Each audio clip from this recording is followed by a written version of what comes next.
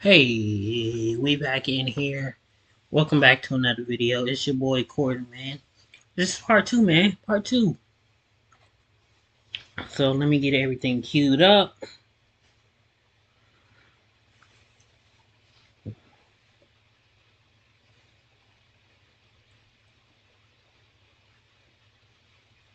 Okay.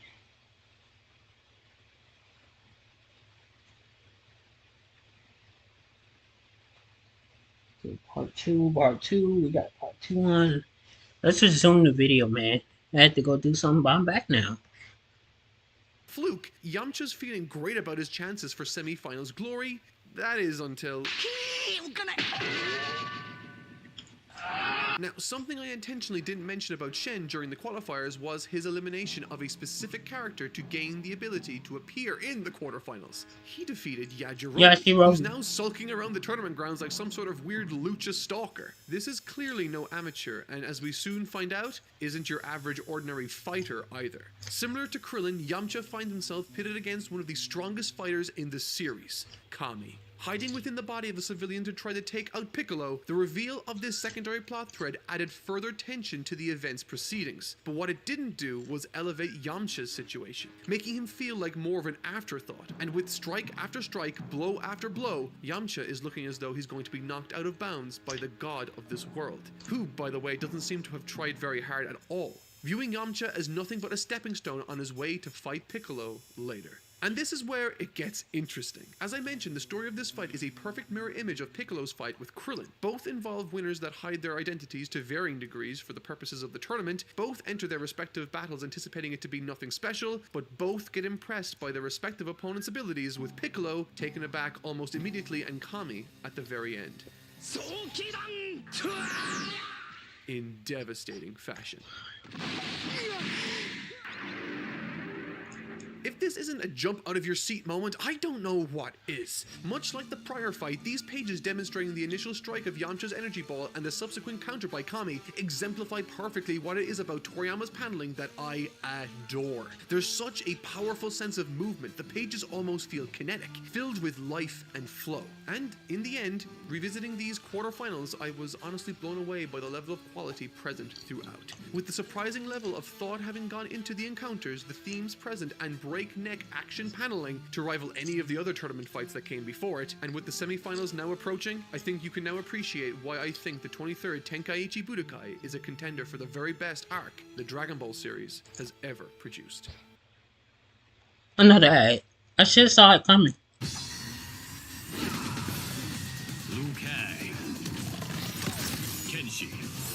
I don't really care about this. Mortal Kombat 1?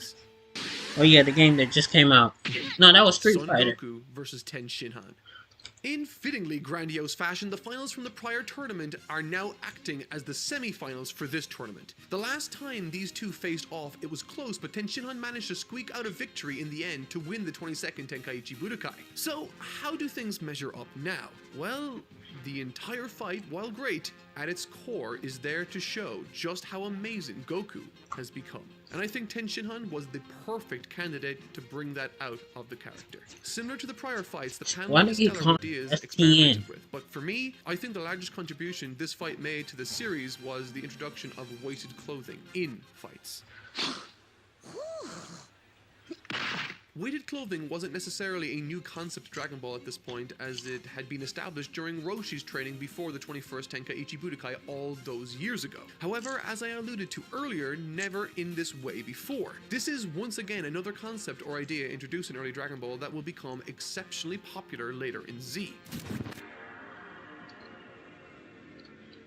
And Z, used to tremendous effect right here in this scene to achieve one thing, to place Goku in a position of mystery and control. Throughout this tournament, no matter what match was taking place in the quarterfinals, Goku would remark upon each encounter with tremendous insight and observation skills, lending to the idea that he is more in control and more powerful than even we as an audience might appreciate. And that very aspect of the story being told through this fight is emphasized through this very action. He's been concealing his power from both his opponent and us, the readers or viewers. Ten Shinhan remarks beforehand that he's impressed by Goku's improvement, but that his speed is still nothing compared to his own, leading him to outmaneuvering Goku at every turn. However, despite this, two things remained consistent. Goku never got tired, and Goku never had a problem tracking his movements. And this all starts to make sense when you realize he wasn't able to move as fast as he wanted to, placing Goku once again on another level above everyone else, which isn't an unfamiliar position. He was working at half during speed these tournaments. Throughout the 21st and 22nd, and he was still keeping up. A key aspect of these tournaments surrounding to Goku has been that of how competent he actually is, and the stories surrounding them have been discussing how best to overcome the mountain he presents to the likes of Roshi and others. However, what makes this arc unique when taking that aspect into account is that unlike the previous arcs where Goku is the obstacle, in this arc, Goku is the point of view character, the hero. We see his internal thoughts as he tries to piece together what's going on between Shen and Piccolo. And even I think it's crazy that Master Roshi lasted all the way into the Tournament of Power. And right now, Tenshinhan is blocking the way to Piccolo, the second one. Well, he died because I think needless to say, things aren't looking too good for maybe the Taco alumni, or what I really like about this section is that Tenshinhan doesn't Jiren roll over and take this sudden show of ability by Goku as an indication that he's lost. Hell no. He's the defending champion. Instead, in response to that, he whips out a move no one has ever seen before, including Goku. In the past, is it this after image square, techniques, the and we've triangle? seen Tenshinhan grow extra limbs in the prior about 3 years the Neo This time, he takes that to its natural conclusion something by splitting himself no into 4 separate but that's when he turned into all them and different the ones, like this scene I call it the two Doctor purposes. Strange trick. 1, to demonstrate how tenacious, gifted, and hard-working Tenshinhan is as a fighter, and 2, to show us all that Goku not only has developed physically, as made obvious earlier in the fight, but that he has sharpened his mind greatly also. I found 2 weaknesses. You see?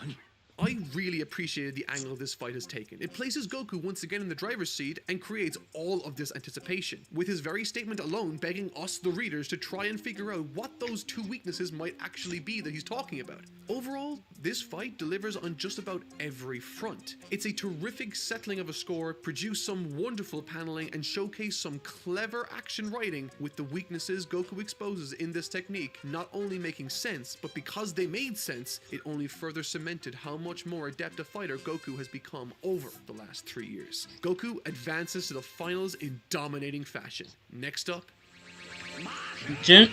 I'm trying to figure out, is this Junior or Piccolo?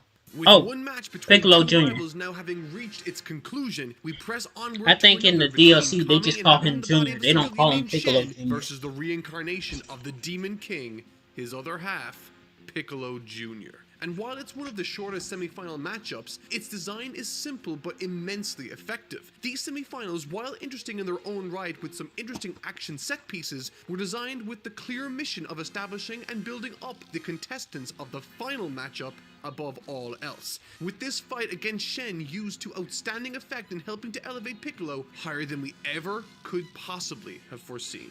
Something you might have noticed during this review, however, is that is he gonna do the special as the cannon? main villain of the arc, I've not done no, I think that was speaking about him beyond his relationship to Kami, introduced when he took on Raditz. If you were to go back through the previous arc and this one to compare the 2 incarnations of their respective Piccolos, the King and the Reincarnation, you'd notice that while sharing some ideological similarities, they are markedly different. Piccolo Jr. throughout these contests seems to have shown some respect to his fellow competitors on some level. During numerous fights, either while watching or participating, Piccolo acknowledges the power and toughness of his opponents, going as far as to admit when he's been proven wrong. This isn't something King Piccolo would ever have done, with him at the first sign of resistance pushing back or losing his mind to blinding anger. However, when Piccolo is taken aback and shown resistance, he applies strategy and countermeasures.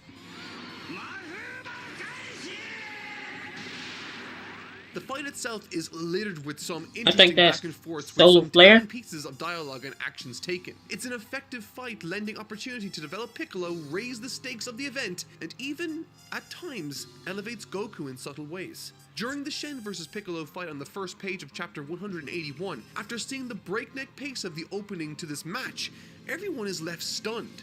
Roshi, Krillin, Tenshinhan, Yamcha, everyone except for Goku. Without words, this helps him stand out from the crowd ahead of his match in the finals. And on the topic of the finals match, there's a brief but interesting back and forth between Kami and Goku right before he goes out to fight Piccolo in the semifinals. And within it, the pieces are set for Goku to become the character he will remain for quite some time into Z and beyond. Throughout this series, Goku has been a character that when faced with expectation and reality, shatters those expectations, innovating new ways around problems people never thought possible. At present, Kami doesn't think Goku has what it takes to do what he thinks he needs to kill Piccolo Jr., and Goku doesn't want to kill Piccolo, knowing it will in turn kill Kami. And there, my friends, lies the main problem of this arc.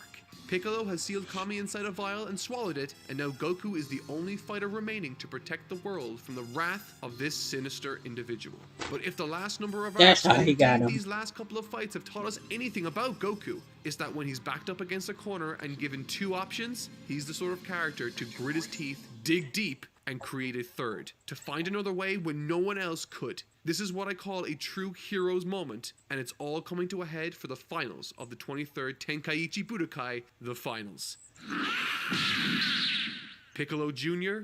versus Son Goku.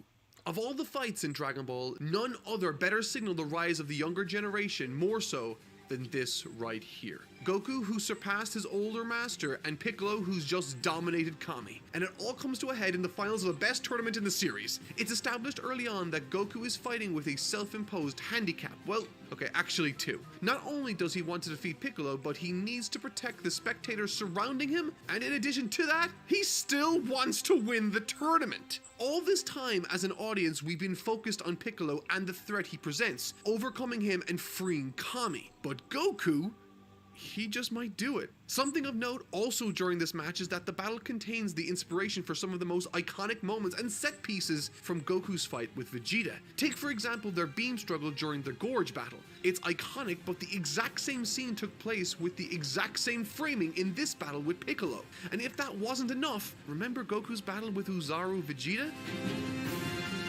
I did not know that he had all those names, like Uzaru. Between these two battles with giant opponents is how the scene serves Goku, or depicts him, for lack of a better term. In the Vegeta fight, as many of you might remember, Goku is firmly on the back foot, which admittedly has benefits in creating additional tension moving towards the climax. But in this Piccolo fight, the size disparity isn't used to overwhelm Goku, but to instead subvert the audience and prop Goku up and demonstrate how tough he is and how intelligent he can be. He openly refuses any help from anyone else like Tenshinhan or Krillin, citing it as grounds for disqualification, something he's actively trying to avoid while trying to defend himself against Piccolo. But perhaps most impressively, and what makes me prefer this version of this set piece more, is how Goku uses it to manipulate his opponent to create new solutions never before thought of.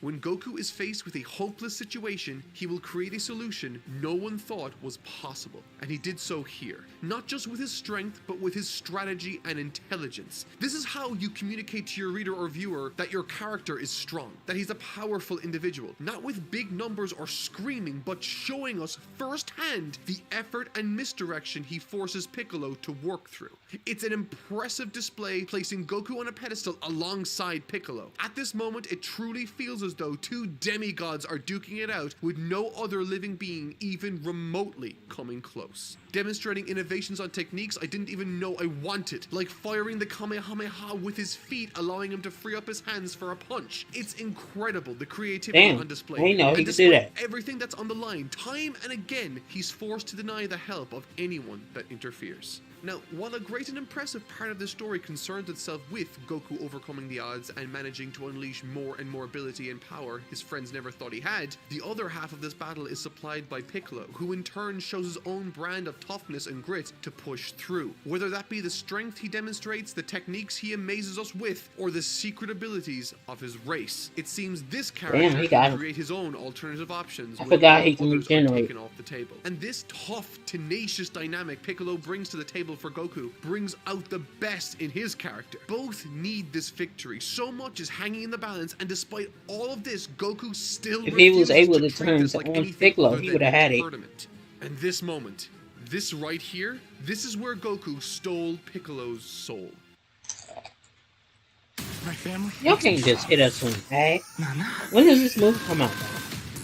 I want to see it. Oh, this Friday. Did you know that in Texas, rifles can be carried in public without a license? I'm gonna watch that. Florida, no open carrying is allowed. I don't think I'm gonna be able to go it's to in it. this moment Goku, steam I'm rising gonna watch off it of him online. and clothes tattered after taking the very best Piccolo has to throw at him, remains standing upright before him, smiling. What an outrageously brilliant fight. After taking the absolute best this warrior has, Goku rallies himself one last time, and with fear in Piccolo's eyes, the young man sprints towards the would-be Demon King, landing a devastating elbow to his jaw. It's honestly difficult not to just sit back and commentate over all of this fight. The panels surrounding this section of the manga are some of the best in the series, and even our son Toyotaro himself took inspiration for his Dragon Ball Super manga. The poses are just incredibly dynamic. The layouts are incredible. The entire story of early Dragon Ball has centered around a specific philosophy. To not train to win, but to better yourself and to protect those that are defenseless.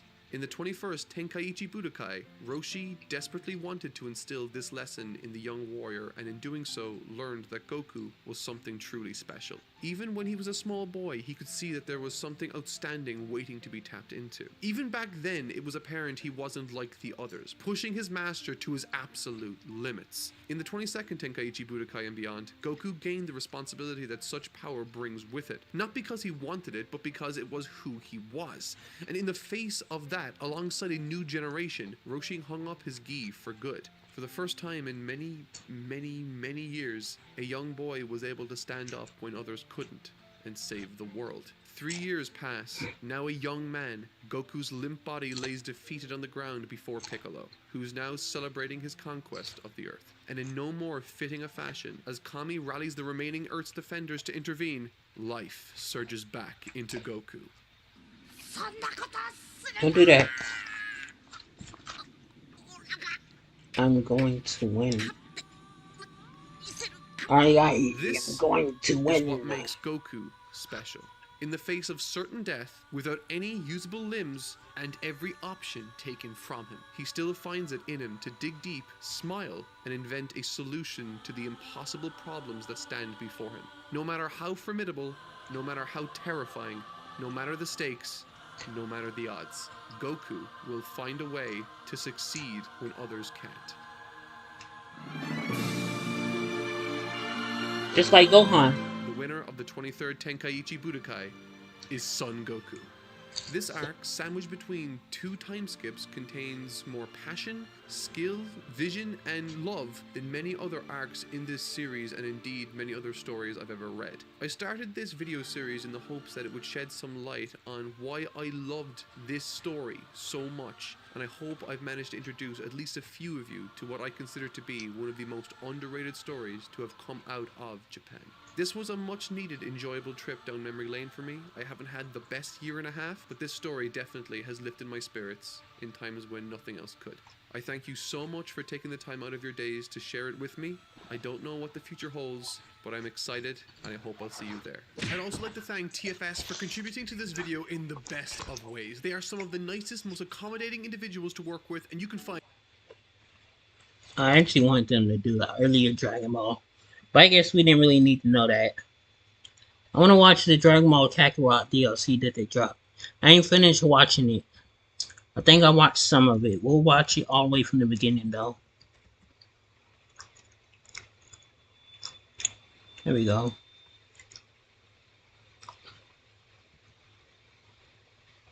I don't think I've seen this one. We might check that one out in another video. But I want to check this one out first. It's only 2 minutes and 6 seconds. Peggy 12. Peggy 12. I'm gonna come at you with everything I've got! It ends here! Good luck, my son. I'm trusting you. Forget revenge from our demise. Destroy all of my enemies. Probably should have watched this before the last one. No. This can't be real! Goku? The 23rd World Tournament begins now!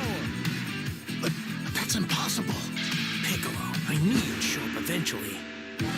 Super Dodon Ray! Or is it even worse than I imagined? Did I mean that little to you? No one can break through my multi-form attack. Goku, it's up to you now. You must destroy him! I am the reincarnated King Piccolo! Let it be known that once I've disposed of Like he got some new move. I will be king once more, and this world shall witness true terror! I know this is the guy who beat Kami and all, but for some reason, I can't contain my excitement. All we can do is hope that's enough. It's gotta be you, Goku. Now that the evil containment wave's been neutralized, you're our last hope. You got this, Goku! For your crimes committed against King Piccolo, revenge will be mine! The only one winning here is me! I will not let you have it!